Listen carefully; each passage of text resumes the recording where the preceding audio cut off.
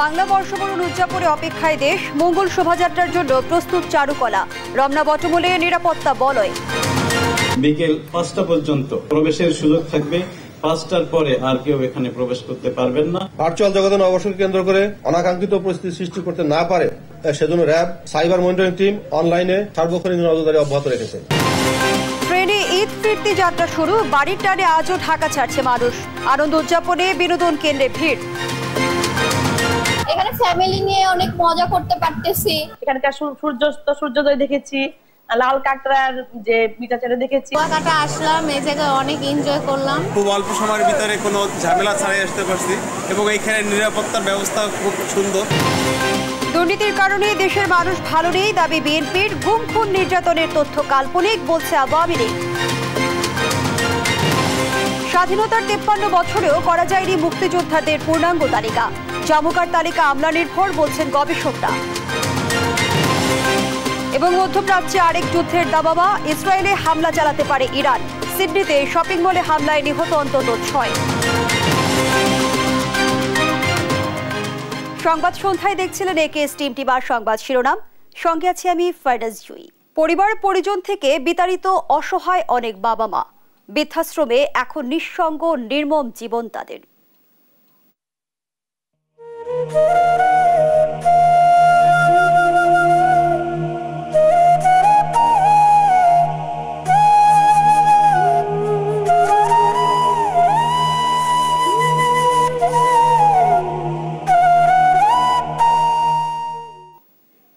সংবাদ এড়িয়ে থাকছে বিশেষ প্রতিবেদন। এবারে বিস্তারিত। চলছে বাংলা নববর্ষ 1431 বরণের প্রস্তুতি। ঢাকা বিশ্ববিদ্যালয়ের চারুকলা প্রাঙ্গণে শিক্ষক শিক্ষার্থীরা ব্যস্ত সময় পার করছেন। মুখোশ, মোটিভ, দেয়ালচিত্র সহ বর্ণিল সাজে মঙ্গল শোভাযাত্রার আয়োজন রাতের মধ্যেই সম্পূর্ণ হবে বলে জানান তারা। 14 তারিখ সকাল 9টা 15 মিনিটে চারুকলা প্রাঙ্গণ থেকে শুরু হবে মঙ্গল শোভাযাত্রা। এ নিয়ে বিস্তারিত জান্নাতুল মোহনার প্রতিবেদনে। চৈত্রের দাপটের মাঝে বাংলা নববর্ষ 1431 বরণের প্রস্তুতি। ঢাকা বিশ্ববিদ্যালয়ের চারুকলা প্রাঙ্গণে শিক্ষক শিক্ষার্থীরা শেষ সময়ের আয়োজন নিয়ে ব্যস্ত। রংতুলির আঁচড়ে রাঙানো চলছে মুখোশ, পোস্টার, মোটিভ সহ নানা কিছু। এবার জীবনানন্দ দাশের তিমির হননের গান কবিতার শেষ লাইন আমরা তো তিমির বিনাশী প্রতিপাদ্যে উদযাপিত হবে পহেলা বৈশাখ। আমরা নেচারকে এত ডিস্ট্রয় করেছি যে পুরো পৃথিবী এখন ধ্বংসের মুখে। তো আমরা তো অনেক তিমিরে আধারে আছি। তো সেইখান থেকে আমরা চেষ্টা করছি আলোর দিকে যাওয়ার। লোকসাহিত্য লালনে এবং বিলুপ্তপ্রায় প্রাণীদের স্মরণে তৈরি করা হয়েছে বনরুই, টেপা পুতুল, হাতিসহ 5টি মোটিভ। লোকাল কালচার যেগুলো সেগুলোকে উপস্থাপন করার চেষ্টা থাকে, সারা বিশ্বে পরিচিতিও পেয়েছে। এই কারণে আমরা রিক্সা পেইন্টিংকে প্রাধান্য দিয়ে করছি। ঈদে নগরের অনেক মানুষ বাড়ি চলে যাওয়ায় এবারে পহেলা বৈশাখের আমেজ কিছু কম বলে মনে করছেন আয়োজকরা। গতকালকে পর্যন্ত কম মনে হচ্ছিল, বাট আজকে আবার মনে হচ্ছে যে ঢাকায় অনেকেই চলে এসেছে, যার কারণে হচ্ছে আমেজটা বাড়ছে। আমাদের একদমই শেষ পর্যায়ের প্রস্তুতি চলছে। সকাল 9টা 15 মিনিটে চারুকলা প্রাঙ্গণ থেকে মঙ্গল শোভাযাত্রা শুরুর কথা জানান ঢাকা বিশ্ববিদ্যালয় উপাচার্য। বর্ষবরণ ঘিরে নিরাপত্তা বলয় থাকবে পুরো ক্যাম্পাস জুড়ে। ক্যাম্পাসে বুবুজিলা বাঁশি বাজানো এবং বিক্রি সম্পূর্ণরূপে নিষিদ্ধ করা হয়েছে। নববর্ষের দিন আইনশৃঙ্খলা রক্ষাকারী বাহিনী কর্তৃক ইভটিজিং সহ যে কোনো ধরনের অপরাধমূলক কার্যক্রম মোকাবেলা করার জন্য ইতিমধ্যে আমাদের প্রক্টোরিয়াল টিম প্রস্তুত রয়েছে। উৎসবে এসে কেউ হয়রানির শিকার হলে টিএসসির প্রক্টোরিয়াল টিমের বুথ কিংবা ব্যানারে থাকা মোবাইল নম্বরে অভিযোগ জানাতে পারবেন। জান্নাতুল মোহনা, দেশ টিভি, ঢাকা। ঢাকা বিশ্ববিদ্যালয়ের চারুকলা থেকে সরাসরি যোগ দিচ্ছেন সহকর্মী মাহমুদ হাসান। মাহমুদ, চারুকলা প্রাঙ্গণে বর্ষবরণের প্রস্তুতি কেমন দেখছেন? ধন্যবাদ জয়ী। আপনি যেমনটি বলছিলেন, আসলে রাত বের হলেই কিন্তু বাংলা নববর্ষ, আর নববর্ষকে উদযাপনের জন্য বাঙালি বিভিন্ন রকমের আয়োজন করে থাকে। তারই অংশ হিসেবে ঢাকা বিশ্ববিদ্যালয়ের চারুকলা অনুষদে বিভিন্ন রকম প্রস্তুতি নিয়েছে শিক্ষক শিক্ষার্থীরা। সেই জায়গা থেকে আমি যদি আপনাকে দেখাতে চাই একটু যে এখানে শেষ মুহূর্তের কিন্তু কাজের প্রস্তুতি চলছে এবং কাজ অধিকাংশটা তারা গুছিয়ে নিয়েছে এবং রাত পেরোলেই যেহেতু বাংলা নববর্ষ সেহেতু সব রকমের প্রস্তুতি প্রায় শেষের পথে। কালকে সকাল 9:15 মঙ্গল শোভাযাত্রা বের হবে এই চারুকলা অনুষদ থেকে। আমরা ওইদিকে খোঁজ নিয়েছি রমনার বটমূলে, সেখানে একদম বললেই বলা চলে এরকম যে একদম নিরাপত্তার চাদরে ঢেকে ফেলা হয়েছে রমনার বটমূল। সেই জায়গা থেকে আমরা সেখানে দেখেছি মোটামুটি সব রকমের আয়োজন প্রায় শেষ। এখন শুধু এই উদযাপনের অপেক্ষা। আসলে আমরা এদিকে কথা বলেছি, এখানে ইতোমধ্যেই বিভিন্ন রকম আচার অনুষ্ঠান শুরু হয়েছে, বিভিন্ন রকম প্রস্তুতি চলছে আরও বেগবান করতে এই উদযাপনকে।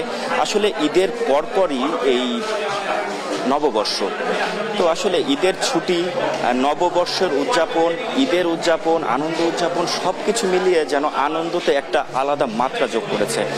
আসলে এখানকার যারা কাজ করছেন, রংতুলিতে কাজ করছেন যারা, তারা বেশ উৎসাহের সাথে কাজ করছেন। তাদের মনে একটাই আগ্রহ কাজ করছে যে আমাদের কাজগুলো আমরা সকলের সামনে নিয়ে আসব এবং সেটা সবাই দেখবে এবং আনন্দ উপভোগ করবে। তো সবকিছু মিলিয়ে আমি এক কথা বলতেই পারি যে আসলে কালকের নববর্ষ উদযাপন যেটা হবে সেটা অনেক সুন্দর এবং সাবলীল হবে। আসলে জাতি, বর্ণ, ধর্ম, গোত্র নির্বিশেষে নববর্ষ বাঙালির উৎসব। সেই উৎসব উদযাপন করবে বাঙালি তাদের নিয়মে, তাদের আনন্দ আমেজে। আসলে এই ছিল আমার কাছে চারুকলা অনুষদ থেকে সর্বশেষ তথ্য। ধন্যবাদ জানাচ্ছি আপনাকে। দর্শক, ঢাকা বিশ্ববিদ্যালয়ের চারুকলা অনুষদ থেকে যুক্ত ছিলেন সহকর্মী মাহমুদ হাসান। কাল সূর্যোদয়ের সঙ্গে সঙ্গে ছায়ানটে সুরের মূর্ছনায় মুখর হবে রমনা বটমূল।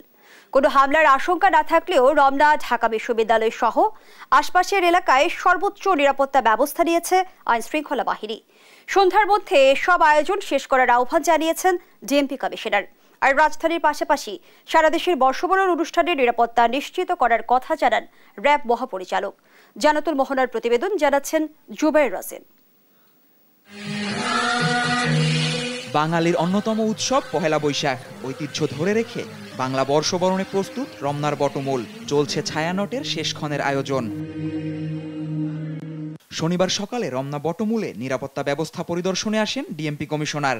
এ সময় নিরাপত্তা মহড়া দেয় সিসিটিসির বোম ডিসপোজাল ইউনিট, সোয়াট সহ ডিএমপির অন্যান্য ইউনিট। সংবাদ সম্মেলনে ডিএমপি কমিশনার জানান, 2001 সালে রমনা বটমূলে জঙ্গি হামলার কথা মাথায় রেখে এবারও নেওয়া হয়েছে বাড়তি নিরাপত্তা। কোনো হামলার আশঙ্কা না থাকলেও নিরাপত্তা নিশ্চিতে তৈরি করা হয়েছে সর্বোচ্চ বলয়। ঢাকা মেট্রোপলিটন পুলিশের পক্ষ থেকে নিরাপত্তা পরিকল্পনা গ্রহণ করা হয়েছে, যদিও এ বিষয়ে কোনো সুনির্দিষ্ট হামলার সংখ্যা এখনো পর্যন্ত আমাদের কাছে নেই। সন্ধ্যার মধ্যে আয়োজন শেষ করারও আহ্বান জানান তিনি। বিকেল 5টা পর্যন্ত এই এলাকায় প্রবেশের সুযোগ থাকবে। 5টার পরে আর কেউ এখানে প্রবেশ করতে পারবেন না এবং সন্ধ্যার আগে সকল অনুষ্ঠানমালা সম্পন্ন করতে হবে। বটমূল পরিদর্শন করেন র্যাব মহাপরিচালকও। পরে জানান, কোনো নিরাপত্তা ঝুঁকি না থাকলেও সারা দেশে নজরদারি করছে র্যাব। গুজব ঠেকাতে কাজ করছে সাইবার মনিটরিং টিম। ভার্চুয়াল জগতে নববর্ষকে কেন্দ্র করে যে কোনো ধরনের গুজব, উস্কানিমূলক তথ্য, মিথ্যা তথ্য ছড়িয়ে অনাকাঙ্ক্ষিত পরিস্থিতি সৃষ্টি করতে না পারে সেজন্য র্যাব সাইবার মনিটরিং টিম অনলাইনে সার্বক্ষণিক নজরদারি অব্যাহত রেখেছে। শুধু রমনা বটমূল নয়, সারা দেশের বাংলা বর্ষবরণের অনুষ্ঠানে নিরাপত্তায় অন্যান্য বাহিনীর সাথে সমন্বয় করে কাজ করছে র্যাব। সবাই মিলে আমরা বাংলা বর্ষ উদযাপন করি। জুবাইর রাজিন, দেশ টিভি, ঢাকা। পহেলা বৈশাখকে কেন্দ্র করে সরগরম রাজধানীর ইলিশের বাজার। প্রকারভেদে ইলিশ বিক্রি হচ্ছে 1500 থেকে 3000 টাকা। তবে দাম যেমনই হোক, পহেলা বৈশাখ উদযাপনে বাঙালির পান্তা ইলিশ অতুলনীয়, এমনটাই জানাচ্ছেন ক্রেতারা। বিস্তারিত ফজলে আদিত্যের রিপোর্টে। রাত পোহালেই শুরু বাঙালির ঐতিহ্যের অন্যতম দিন পহেলা বৈশাখ উদযাপন। পহেলা বৈশাখে এখন অনুষঙ্গ হয়ে দাঁড়িয়েছে পান্তা আর ইলিশ। পান্তা ইলিশ না হলে যেন বাঙালির বর্ষবরণ জমেই না। এই জন্য বাজারে ছুটছেন পছন্দের ইলিশ কিনতে। বাংলা সংস্কৃতি, কৃষ্টি কালচার আমাদের এটা ফলো করি আমরা অনেকেই। ওই হিসেবে কেনাকাটা হয়। একটু দাম বেশি হলে অনেকে কেনে। দাম বেশি হলে কি হবে, এটা তো আমাদের ঐতিহ্যের মধ্যে পড়েই গেছে, সেই জন্য একটু দাম বেশি হলেও এটা কিনতে হবে। যেহেতু একটা পয়লা বৈশাখ প্রতিবারেই করি আমরা, ইলিশ দিয়ে আমরা একটু সেলিব্রেট করি। অন্য মাছ দিয়েও খাওয়া যায়, সবাই আত্মীয় স্বজনকে ডেকে ভর্তা, বিভিন্ন রকম মাছ, ইলিশ মাছ সম্ভব হলে দিল, সম্ভব না হলে দিল না, কিন্তু ইলিশ মাছের দাম প্রচুর। তবে ইলিশের বাজার অতি চড়া। বিক্রেতারা বলছেন সরবরাহ কম, তাই দামও অনেক বেশি। মানভেদে ইলিশ বিক্রি করা হচ্ছে 1500 থেকে 3000 টাকায়। দাম বৃদ্ধি নিয়ে ক্রেতা বিক্রেতার রয়েছে পাল্টাপাল্টি বক্তব্য।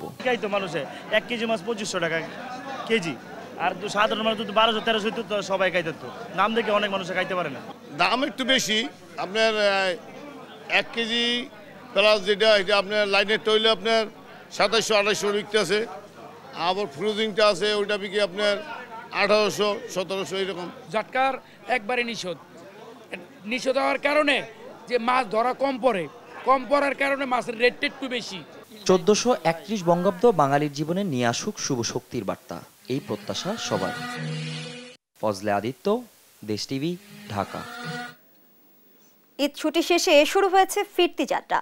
স্বজনদের সঙ্গে ভালো সময় কাটিয়ে কর্মস্থলে ফিরছেন মানুষ। ঈদের তৃতীয় দিনে ঢাকাও ছাড়ছেন অনেকে। বাস, ট্রেন, লঞ্চে দেখা গেছে যাত্রীর উভয় মুখে চাপ। বাসে 50 থেকে 100 টাকা বেশি ভাড়া নেওয়ার অভিযোগ করেন যাত্রীরা। বিস্তারিত ইফতেখার রেজা রিপোর্টে। ঈদের তৃতীয় দিনেও ঢাকা থেকে বিভিন্ন গন্তব্যে যাচ্ছে মানুষ। দেরিতে ছুটি পাওয়া কর্মজীবীরা এখন গ্রামে ফিরছেন ছুটি কাটাতে। আবার কেউ বা দেরিতে যাচ্ছেন ঈদের আগের জ্যাম আর যাত্রাপথের ভোগান্তি এড়াতে। কেউ যাচ্ছেন ঘুরতে। আমরা কিশোরগঞ্জ যাচ্ছি, অবশ্য টিকিট আমরা অনলাইনে কেটেছি। টিকিট আমরা ঈদের 2-3 দিন আগে কেটেছি, আমাদের কাটতে কোনো সমস্যা হয় নাই। ঈদের আগে হয়তো একটু আপনার খুব হ্যাসেল হয় আর কি, আসলে আমি একটু হ্যাসেল ফ্রি ভাবে যাওয়ার জন্যই আসলে ঈদের পরে যাত্রাটাকে বেছে নিয়েছি। শুরু হয়েছে রেলের ফিরতি যাত্রাও। ছুটি কাটিয়ে কর্মস্থলে ফিরছেন অনেকে। তাদের চোখে মুখে স্বজনের সঙ্গে ঈদ উদযাপনের প্রশান্তি। ঈদে ভিড় হবে তো অনেক বেশি, এই জন্য আজকে একটু স্বাচ্ছন্দ্যে চলে আসলাম। আগামীকালকে রেস্ট নিতে পারবো, এই জন্য একদিন আগে চলে আসা আর কি আমাদের। আমি ঈদের পরের দিন আসছি, আসলে আমি সরকারি চাকরি করি, আমার তো ছুটি শেষ, এই জন্য আমি আমার কর্মস্থলে যোগদান করার জন্য উদ্দেশ্য আজকে আসলাম আর কি। তবে কমিউটার ট্রেনের বিরুদ্ধে অভিযোগের সুরাহা হয়নি। ফাঁকা থাকা সত্ত্বেও চাহিদা অনুযায়ী সিট না পাওয়ার অভিযোগ করেন যাত্রীরা। আমরা লোক হলাম 9 জন, টিকিট কাটছি 12টা, এখন 12টা কাটাতে আমরা 8টা সিট পাইছি না। আমরা সন্তুষ্ট না, আমরা চাই আমরা যে কটা সিট প্রয়োজন টিকিট কাটবো এ করেই দেবে। আমরা দেখা যায় আপনি 3-4টা সিট কাটার পরে আমরা একটা পাই, কোনো সময় 2টা পাই। একটা লোককে যদি 4টা সিট দিয়ে দিই, পরে একটা প্রেগনেন্ট মহিলা আমি তাকে সিট দেবো কোথেকে বলেন? তাই এই জন্য আমরা কম বেশি করে মিলজিল করে যাতে মানুষজন যেতে পারে এরকম দেই। আর যে সময় নাই তো নাই, আর যখন থাকে তখন কম বেশি করে ভাগযোগ করে দিয়ে দিই। সদরঘাটে গিয়েও দেখা যায় একই চিত্র। কেউ যাচ্ছেন ঈদের ছুটি কাটাতে, কর্মস্থলেও ফিরছেন অনেকে। ফ্রেন্ড সাইকেল মিলে কয়েকজন মিলে মূলত ঘুরতে আসলাম, আর এখন ঢাকাটা মূলত ফাঁকা, যার কারণে ভাবলাম যে ঘুরতেও মোটামুটি খুব কমফোর্টেবল হবে, যার কারণে মূলত আসা। সড়ক পথেও রয়েছে যাত্রীর চাপ। সায়েদাবাদ থেকে বরিশাল, সিলেট সহ বিভিন্ন গন্তব্যে যাচ্ছেন যাত্রীরা। ফিরতেছে না, যাচ্ছি বেড়াইতে।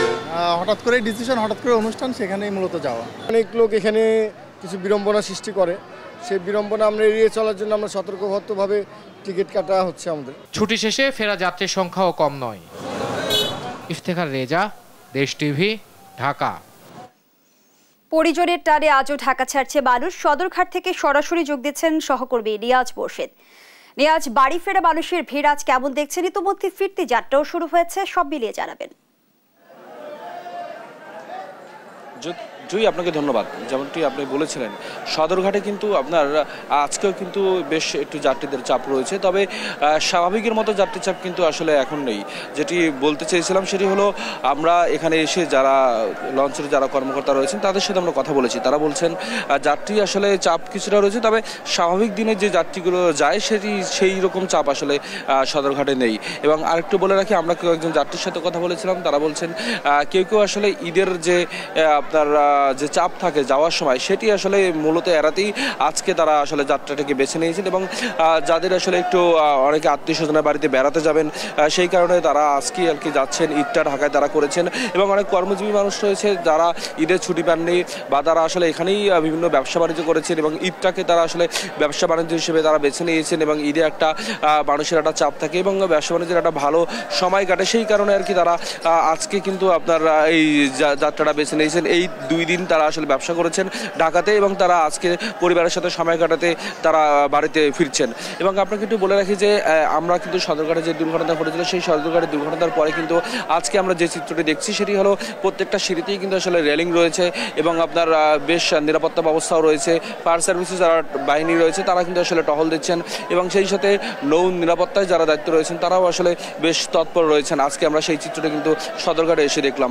এবং আপনাকে আরেকটু বলে রাখি যে আসলে দক্ষিণাঞ্চলের যেসব আপনার বেশিরভাগ রুটেই কিন্তু এখনও পর্যন্ত সেই আগের মতো কিন্তু আপনার ঈদের যাত্রার যে আসলে বেশিরভাগ লঞ্চ বাড়ানো ছিল সেটি কিন্তু আসলে আজকে নেই। সেটি কিন্তু একবারে আগের মতোই যে রোটেশন অনুযায়ী চলতো যে 2টি লঞ্চ প্রত্যেকটা রুটে এবং কোনো রুটে 4টি লঞ্চ সেই স্বাভাবিক নিয়েই কিন্তু আজকে লঞ্চগুলো ছেড়ে যাচ্ছে।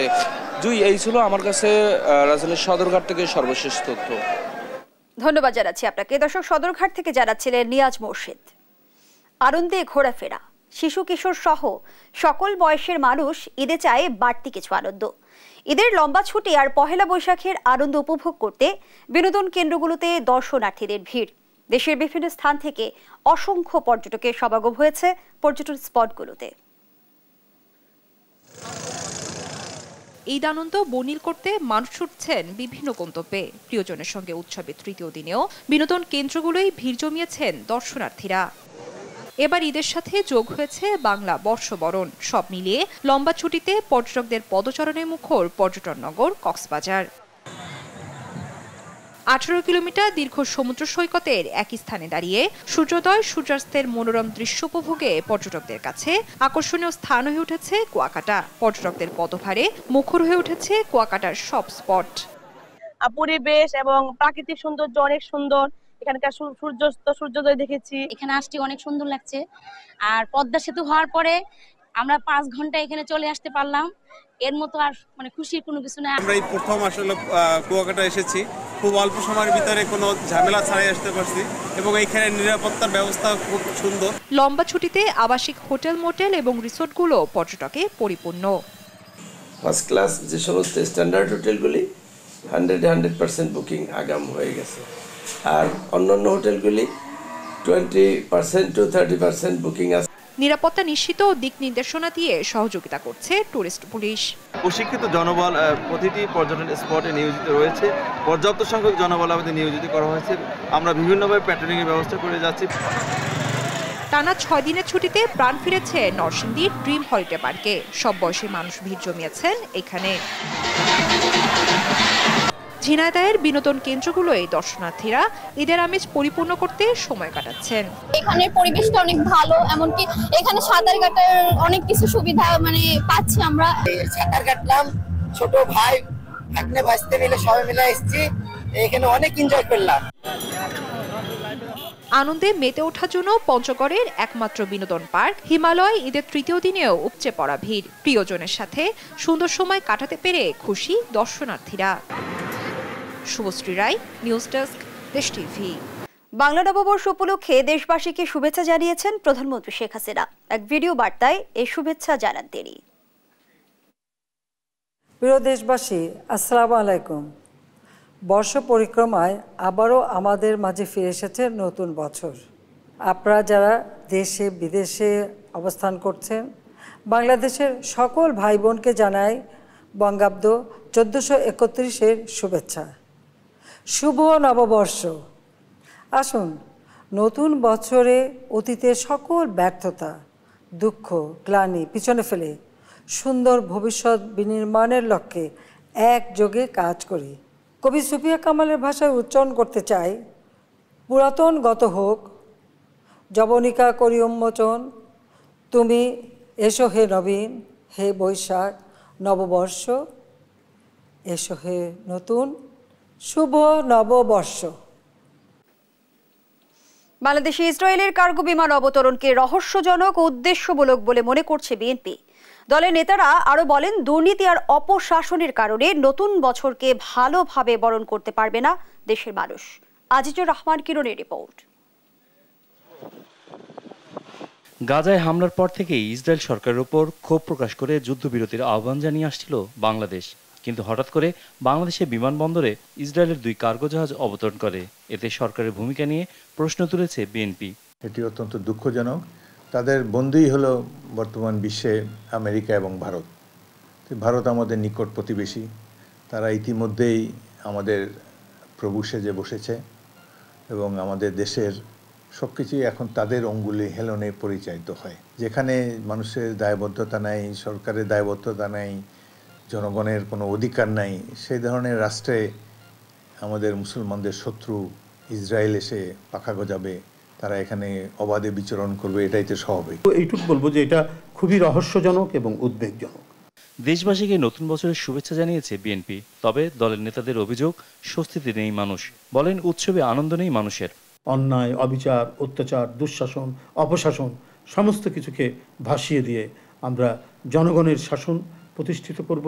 বাংলা নববর্ষ বাঙালিদের একটা প্রধান ও সাম্প্রদায়িক আনন্দমুখর একটি উৎসব ছিল। এখন ধীরে ধীরে এটি তার আবেদন হারিয়ে ফেলেছে।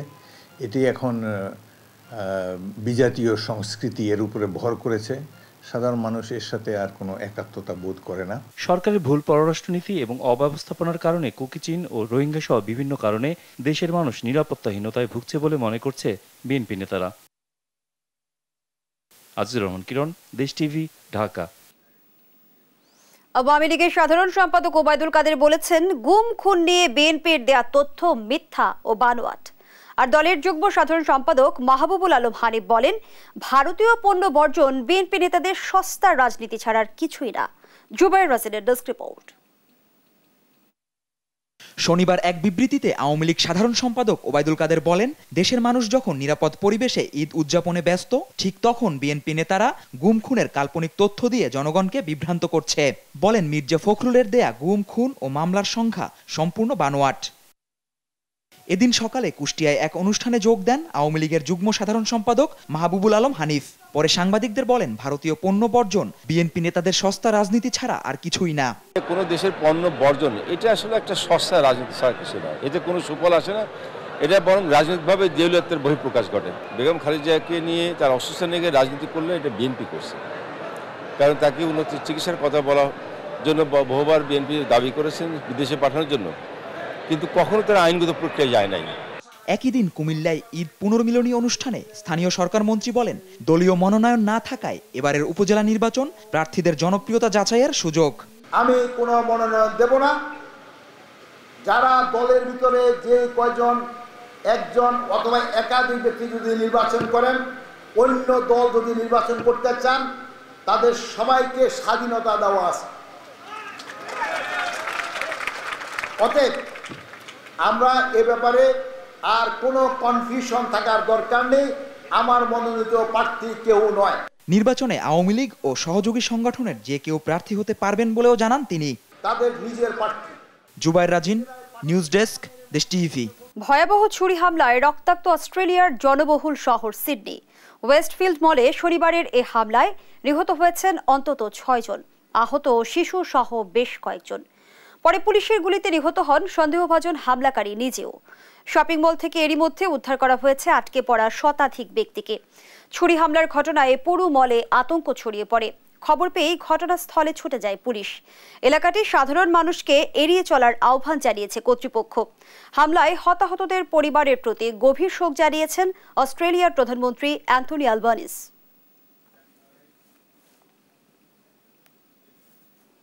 দামেস্কের কনসুলেটে হামলার প্রতিশোধ নিতে ইসরায়েলে যে কোনো মুহূর্তে হামলা চালাতে পারে ইরান। এটি বাস্তব ও গ্রহণযোগ্য হুমকি বলছে হোয়াইট হাউস। এতে চরম উত্তেজনা দেখা দিয়েছে মধ্যপ্রাচ্য জুড়ে।